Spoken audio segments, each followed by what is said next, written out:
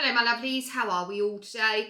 The weather is fine and mighty. Don't let that fool you though. It is just a mere blip in what has otherwise been a particularly rainy week here where I live.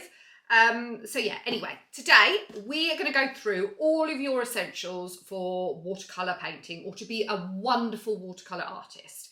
I know what it's like.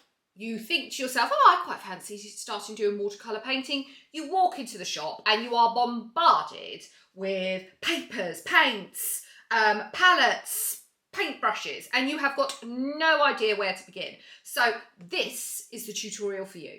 I'm going to go through all of your essentials to get you started, what I use, why I use it, and a few little extras that I use a lot of, just to help you get started on your way. So no actual real painting today, soz about that. So what I suggest you do is grab yourself a cup of tea and a biscuit and we'll get started. I've got my tea, I don't have a biscuit. I'm very disappointed by that. I have written myself a list in what will probably be a completely futile attempt to stop me from waffling on. But at least you know the thought is there and I'm trying. Let us begin. So, first of all, if you are wanting to do a watercolour painting, if you're wanting to start from scratch, the most important thing, or actually it's probably not the most important thing, it's just the first thing you need, is a drawing board. You can see here, this is mine. There we go. You can pick these up anyway. You can pick them up online. I recommend you go to your local art store. Support small businesses, guys. Or you can make them yourself. Basically, any kind of wooden, hard surface is absolutely fine. This is actually a drawing board. You can see it's got a handle there, which makes it super handy if you want to carrying it around. But I've also used offcuts of MDF, things like that. Anything that is solid, creates a very firm surface, and basically something that you can tape your paper down to. So that is your first little thing that you're going to need if you want to be a watercolour artist. Nothing fancy, I've got nothing else to add to that really, so on to the next thing. Okay, number two, the second thing that we're going to need is some sort of surface to paint on. Oh, Harley's just come in, I'm sure you've heard her feet. So some sort of surface to paint on, and traditionally watercolour paintings are done on watercolour paper, and watercolour paper is categorised into two types. So the first type, or the first type I'm going to talk about is, if you can see here, I'm sure it picks up, is hot press. So you will find if you're looking at watercolour paper pads and you're in your store or whatever like that, when you look on the outside cover of said watercolour paper, depending on what brand it is, depends on where it is, you'll have lots of information here. And you can see here, quite obviously, and one of the most important things for you to notice is this here is hot press paper. Now, hot press paper is smooth. So when you feel that there is no texture to it. This is what I would, quite often in my tutorials, I've said and described your traditional watercolour paper, which is the sort of textured type. This is not what I'm referring to. So you can see here, it is a very, very, very smooth surface. Still thick, but it's very, very smooth. Hot press paper, I don't use a lot of it for actually watercolour painting. I use hot press paper a lot for coloured pencil drawings or graphite drawings because it's got such a lovely smooth surface to it, and the paper is very thick, so therefore can take quite a lot of drawing and harshness to it. What you find is generally hot press paper tends to be used for if you want to do extremely detailed watercolour paintings, or if you're doing sort of more like graphic type work. Hot press watercolour paper is brilliant. It's quite tricky to use, so what I would say as a beginner is what you actually want is your traditional watercolour paper. Here, this is my favourite brand, this is what I use, Bockingford. And you can see here, traditional watercolour paper. And you will see, right, so we've got it up here, it says CP not, which basically means that this is cold press watercolour paper. So CP stands for the cold and not as in not hot press. And that's literally just to do with how they press out the paper. Obviously, the hot press is pressed out under heat, cold press isn't.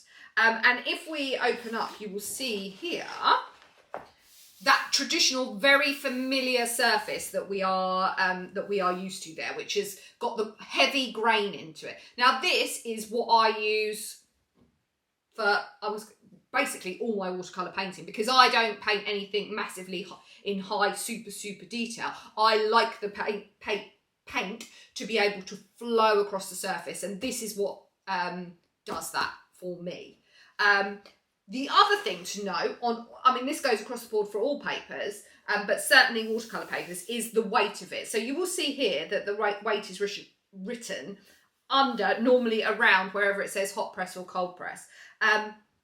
And we've got here 300 grams per metre square. So basically for every metre squared of this paper, it weighs 300 grams.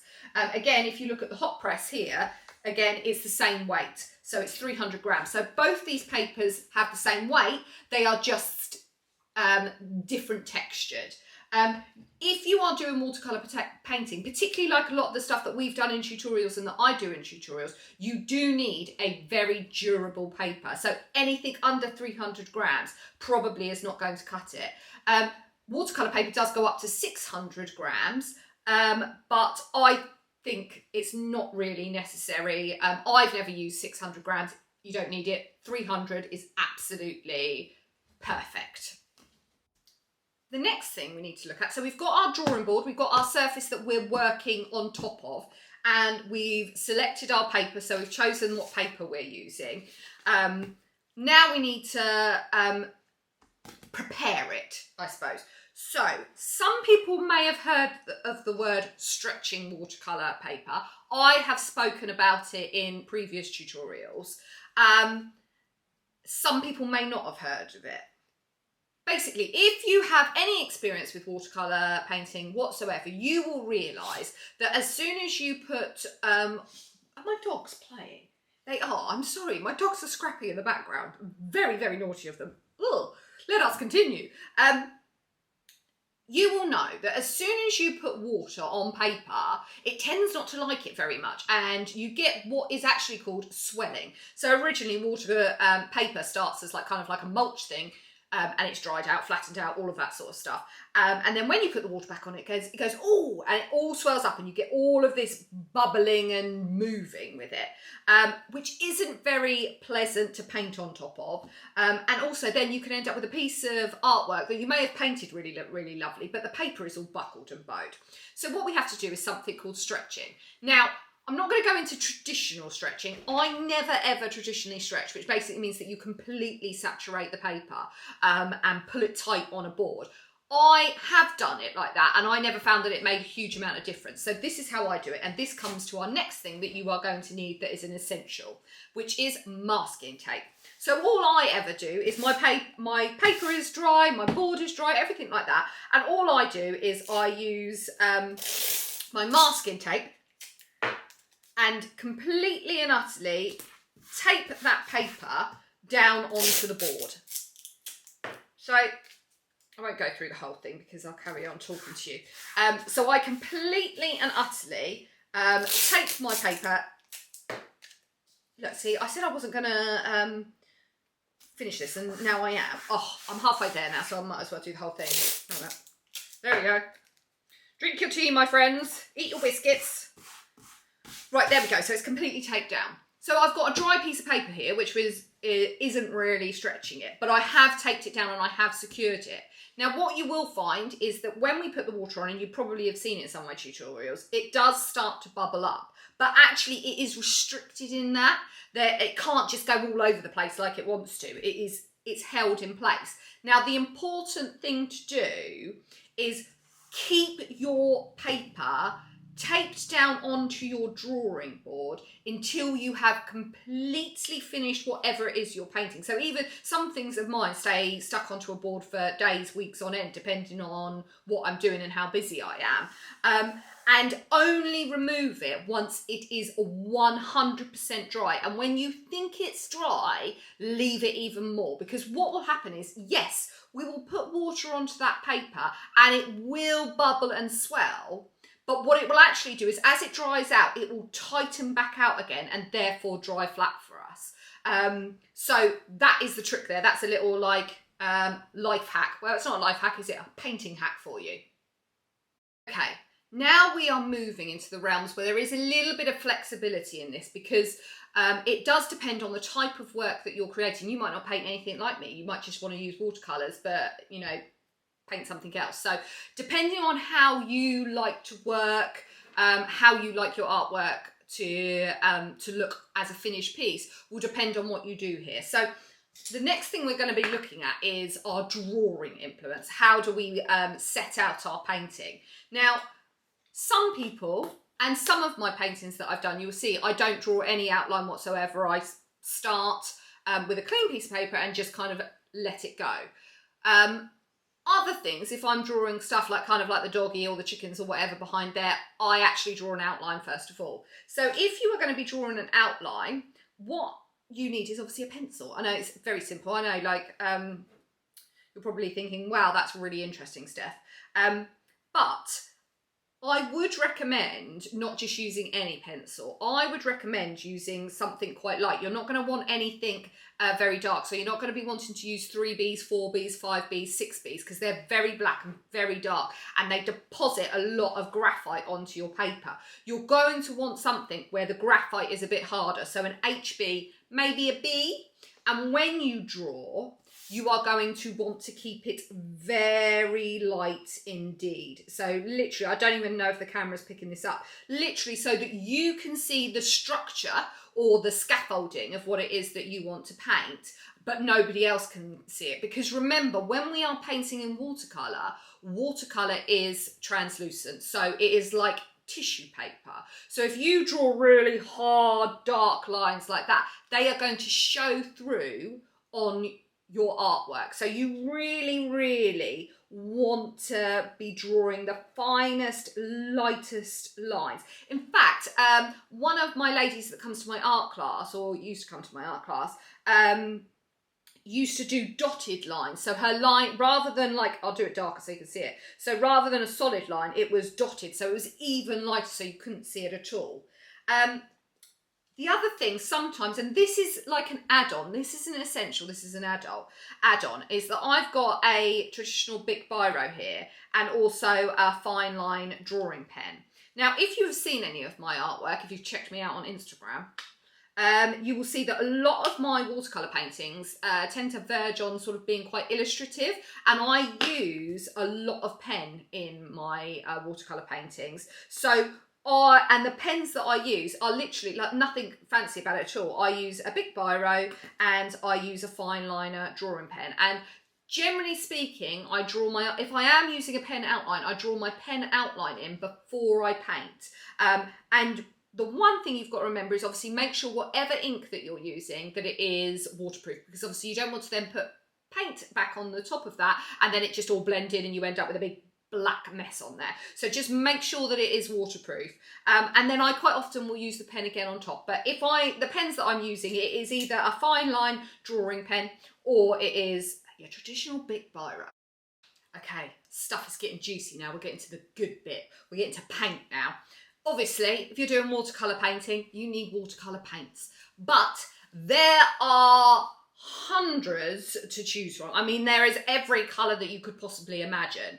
And there is all sorts of different types. It can be very intimidating. So I'm going to go and show you what I think you should perhaps start with and what you could then move on to.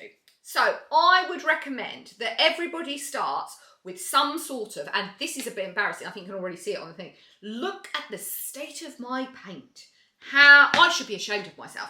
But I recommend that everybody start with some kind of set like this. It will set you up with a great range of colours and it's not too expensive. This is obviously quite a large, extensive range. You can get them in little sizes like this. These are great for if you want to paint outside and travelling around and things like that. You can get other sizes in between, all sorts of things. And what's brilliant about this is you've already got your paint palette there. They're incredibly, incredibly easy to use. You can see the colours really, really clearly, and literally all you need is your paintbrush, some water, and oh look, this is a new paintbrush. There we go. Water straight out of there. You can mix it in there. Brilliant. Really, really easy. And you can buy refills for them. So if you look here, so you can buy the little pan watercolour paints. in their own little individual pots and pop them in there. So if you've got this, you can see that there's space in here. So if you've got this range of colour and you find that you need another colour, you can actually buy that. You don't have to buy a whole new pan again. You can actually buy that individual and pop it in your pan. So brilliant. I would absolutely, if you've got no watercolour paints at all and you've got no experience, this is what I would suggest you buy, something like this. Again, you can pick them up in any of your craft, art stores and online. The next type of watercolour paint that you can get is in the tubes. Now these do tend to be my preferred go-to.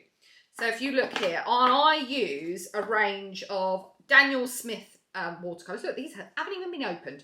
I use Daniel Smith watercolour tubes, and I also use Winsor & Newton watercolour tubes. Now these are bit more expensive. They're not too bad. Like when you buy them individually, not too bad at all. But obviously when you're sort of buying a whole selection, it can get a bit pricey buying them like that. But again, you can get them in sets. These I personally prefer. I think the colour is more richer from the tubes than it is from the pan. That's not to say that the pan ones are bad. It's just to say that I like really quite, how I like to do my watercolour paintings, I like it to have really punchy, rich colour, and that's what I find I can get from the tubes. But equally, I use a bit of a mix of the both. So here you go, here's your tubes. I've got no idea how much they are off the top of my head, but yeah, that is what I would recommend. Obviously, you are going to need something to put, particularly if you're using tubes, to put your paint in or on. Again, loads of different options here, all super cheap, affordable, and I will go through them. So you can see here, these I use a lot of. Now, the good thing with the pan paints is, unlike, say, like your acrylic paint and stuff like that, that when you squirt it out, once it's dry, it's kind of dead and gone. These reactivate. They act kind of a bit like they do from the pan. So I keep all of my colours, within reason, every now and then I wash them off, in the pan. So even when we've got lavender here, if I squirted that out and I actually only used a little bit of it, I would just leave it in the pan and use it for my next painting or whenever I need it again. So all of them, you can see I've got like kind of like pans. I try and keep the colours all together, but rarely does it work because I'm just a messy person, so it rarely does it work, but that I try and do that. So yeah, these like literally these you can pick up for £1, and you can pop your paints in there and use the little middle bit of it for mixing colours.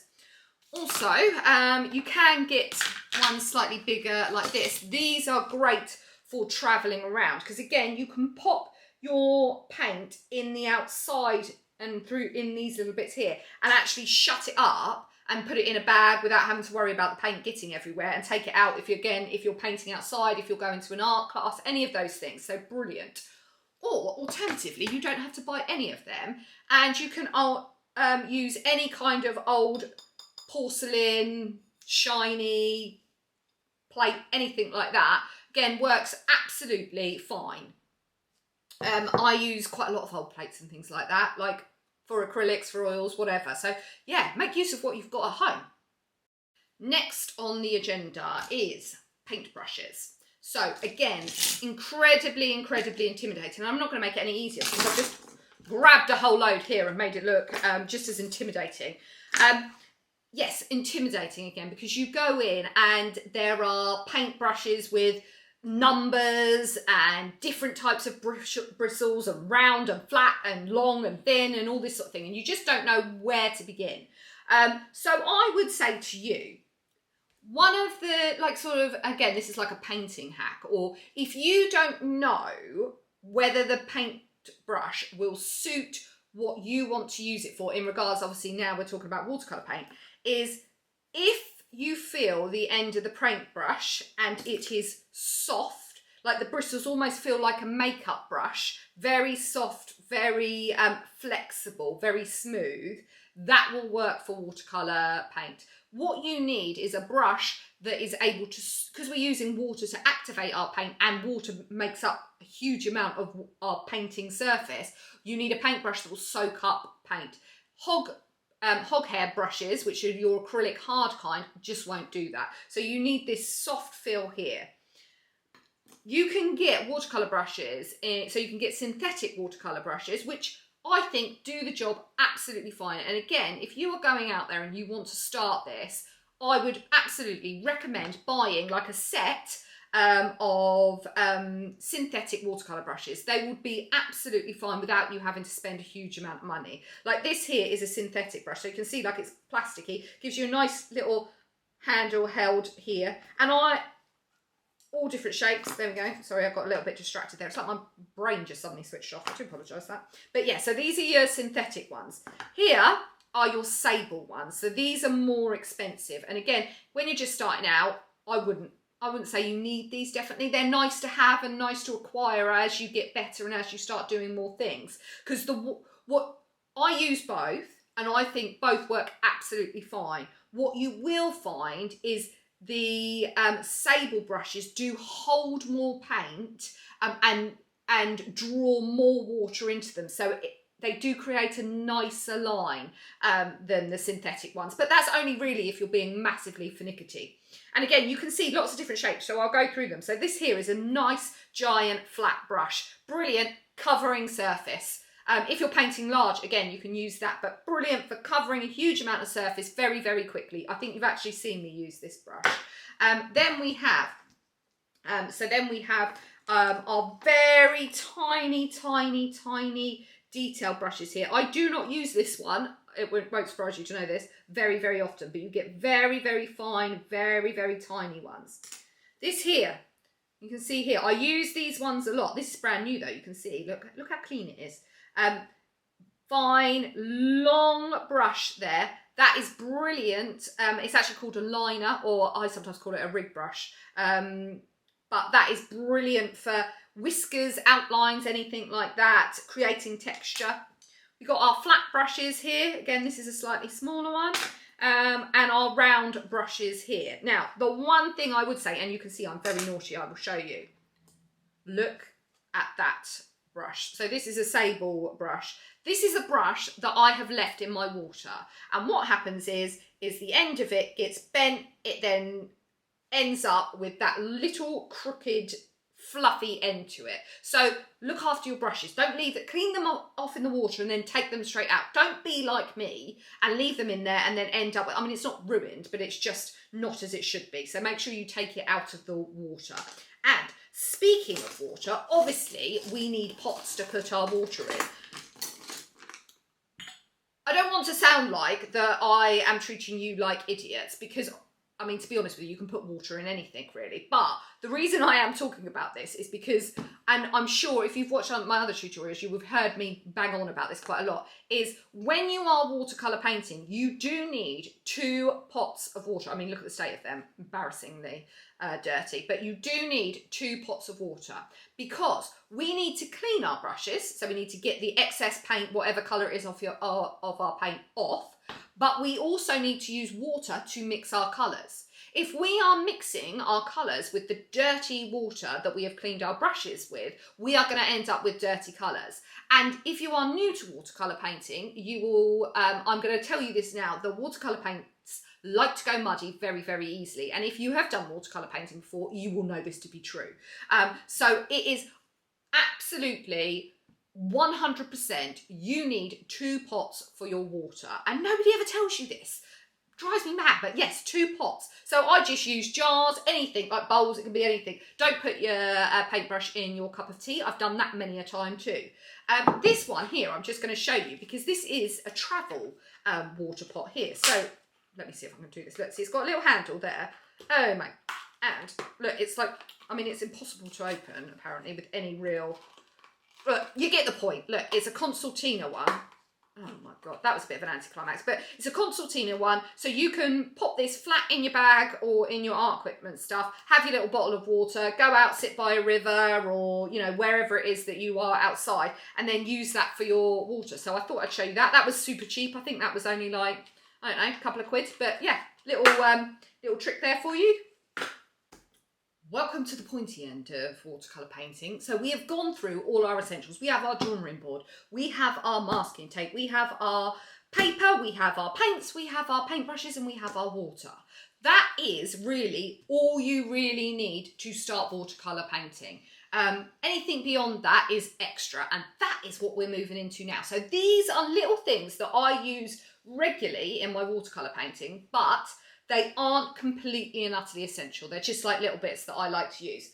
So the first one, toothbrush. This is great, and again, particularly if you watch my Christmas tutorial, this is brilliant for creating texture in watercolour paint. Watercolour likes to lay flat, so we are constantly on a mission to make sure that it looks like it's got movement in it and that there is texture in it. And the toothbrush is an excellent way of picking up paint, flicking it across our, look, it's filthy, flicking it across our paper and creating flecks, dustings, spray, any of those things. So our old toothbrush works for that, just brilliant. One that you've used up and you don't want to throw away, works absolutely brilliant. So I would say a toothbrush. Next off, I use this quite a lot. I spoke at the beginning about the fact that watercolour paint is translucent, so see-through, which means that it is our light basically comes from our paint, from our paper. If we pick up like there is white watercolour paint, but if you pick that up and you put it over a dark surface, it's not thick, it's not opaque, it doesn't stand out from it, it just kind of blends into it. So sometimes when we're doing stuff and we want to add highlights or snow or any of those things, we need something that has got a bit more guts to it. And this is acrylic ink. So essentially, I suppose the best way of describing it is it's halfway between an ink and acrylic paint. It's not as thick as acrylic paint, which means that it's got more flow to it. It flows across the paper better, but it's not as watery as a traditional ink. And I have this in white and I use this a lot, again, to add highlights to things. Again, if you watch my Christmas one, you'll see that I used it as like frost and snow. So that is Dahlia and Rowney, and you've got it in a little, I'll show you, like it comes in a little pipette like that. The one thing I would say is when you are putting this in your palette, I wouldn't recommend putting it in your watercolour palette because it is acrylic. It goes, when it dries hard. Can you see like that? Like that won't reactivate again, but it's hard and you can chip it out. So I always use something that you don't really care about very much, so an old lid, anything like that, so you're not ruining any of your palettes. The other thing that you can use a lot is again, this is all sort of stuff to create like a little bit of extra texture or a bit of movement in watercolour, and a natural sponge does that really nicely. You can use that to lift up the paint, create an imprint in the paint. Again, these are super cheap. You can pick them up from anywhere, but that's quite a good thing, a handy thing to have in your brush bag, your palette pot, any of those things. Salt. I have a tutorial where I've shown what the effect that salt has on watercolour. Again, we have a running theme here. It's about creating texture and movement that you just can't create using brushes. And salt does that. So if I show you there, I always use the rock salt type, so the stuff that is chunky, not powdery. And you can pop that on the surface of your paint. Oh look, I've made a right mess there. You can pop that in your watercolour paint, and obviously salt does what salt wants to do, which is draw the water into it, and you get some amazing effects on it. Again, if you want to see the sort of effects that makes, go check out my tutorial about creating texture in watercolour. Is this lastly but not least? I don't know. There might be something else I think of after this, but cling film. Again, creating texture on watercolour paint.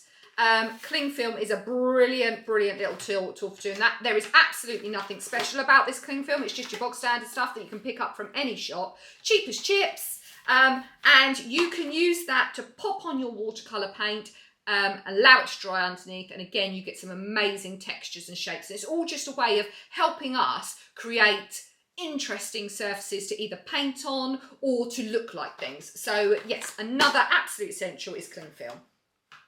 Well, no, actually, I went back on myself there. I said these were absolute essentials. It's not an absolute essential, it's a bonus. I apologise for that. I'm a downright liar. Is there anything else? Let me check my list. I've done everything on my list. Check. No, I think that's it. Well, that was a journey. I hope it's all kind of flowed and made sense to you, and that if you've never done any watercolour painting before, that you feel a bit more confident now to know where to start, what you would need, without kind of like feeling like you're buying stuff just for the sake of buying stuff. And if you have done watercolour painting before, maybe you've picked up something, maybe you've learned something. And yeah, so I hope it's been helpful. But what I would say is, if you don't know something, or you're worried about something, or you go into the art store and you're looking at all the paper and you don't know what you're doing, ask. Honestly, people don't mind helping at all. I mean, I'm sure loads of you follow other artists and that on Instagram. Any one of them will probably be happy to help you if you've got a question about, you know, about process. You know, they're not scary people. I mean, I hope you follow me at S Hobbs Art. But yeah, just ask, you know, comment on this this video, ask me a question if there wasn't something that I quite explained. My dog is snoring her head off over there. Oh, bless her, she looks like a little seal pup, all curled up. Yeah, so I hope that you've learnt something, and next time we will definitely be painting and put some of what we've learnt here to practice. Anyway, oh yeah, all the usual stuff. Like, follow, subscribe, share me to all your friends. Make me super famous, why not?